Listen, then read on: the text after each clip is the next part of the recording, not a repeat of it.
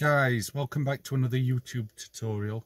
In this video I want to cover off how to reset a oil service light on a BMW 3 Series F30, and it's quite a straightforward process, so let's jump into it. So I'm going to start by turning on the ignition. All this, to be honest, is down to the front brake pads here, which we're not going to get into today. So I'm just going to start by pressing and holding the button down in the bottom left hand corner.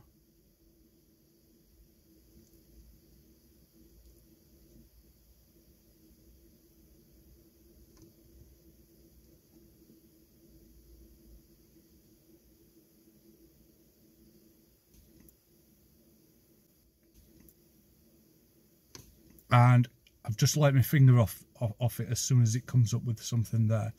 And I'm going to press until I get to oil, and there I go. It's saying 9,000 miles remaining. However, I've replaced the oil, so I'm going to press and hold on that.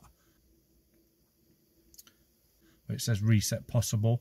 And now I'm going to let my finger off again, and it says perform reset ? And I'm going to press and hold again.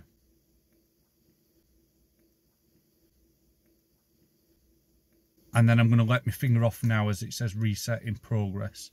And hopefully, if all is well, yep, there we have it. Reset successful. And it's now set for 17,000 miles.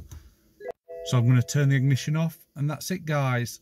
And I've still got the brake system drive moderately error message. And that's because obviously we've still done nothing with the pads. That's for another video.